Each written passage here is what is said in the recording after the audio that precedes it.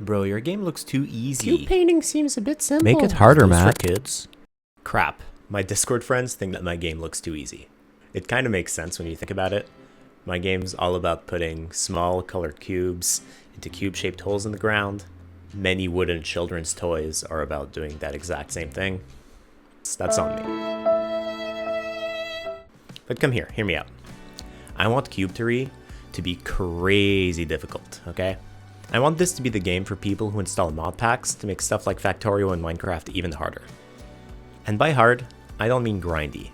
Grindy games are annoying. I mean difficult. Think of like a head-scratching puzzle game, but in a factory of your own making. This is the Cubetory devlog. Last devlog, I added the core, some painting, and a bunch of basic conveyors. Let's add some spicy stuff. Like this bad boy. This thing's a paint geyser. It's pretty much just a cylinder with a nice shader. The paint blobs are a sphere with that same shader applied to it. All the shader does is it takes a noise texture and uses that to make all of the vertices wiggle a bit. That's what makes the blobs wiggly.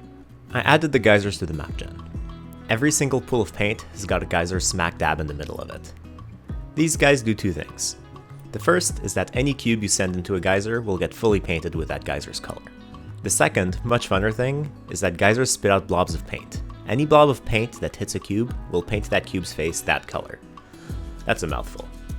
What that means for you, the player, is that sometimes cubes aren't going to get painted the way you think they are. But Matt, doesn't this mean that I can get screwed over by RNG? That sure would be a problem. Unless I already thought this through. You see, I want players to have to do quality assurance in the game. That's why I built the filter. The filter looks at the top of a cube. If the color matches, it gets sent through. Otherwise, it gets punted off to the side. With the filter and a touch of cleverness, you can validate any cube you want. Any cubes that fail validation will have to get recycled in some way. Seems complicated? Don't worry, it's going to get so much worse. The paint spraying is going to force players to validate all of their cubes. But what if you don't? What if you feed a wrongly painted cube to the core? In Cubetory, you've got a cube cap. That's how many cubes you can have running around at a time. The core will spawn cubes until you've hit your cube cap. You can make your cube cap go up by feeding the core specific cubes. Doing literally anything else in the game costs you cubes from your cap.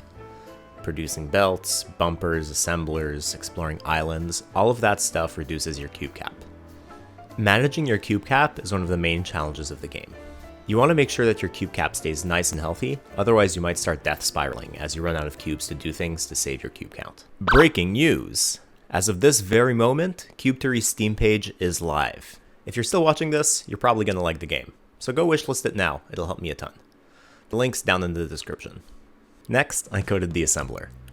This bad boy can crush up to 2 cubes at a time to produce a variety of helpful belts. Any cube that it crushes disappears from your cube cap, so you gotta be careful to never overproduce. I may have already lost a few runs to this myself, so it's a non-trivial challenge. How it actually works is pretty simple. We've got a tech tree up there that I'm not going to show in this video, and it tells you what color cubes produce what type of belt. You then just feed it to the assembler, it crushes the cube, and you get a belt in your inventory. If you're still here, join the Discord. I'm going to be having a public playtest in a few weeks, and I need more people to do it. Thanks for watching.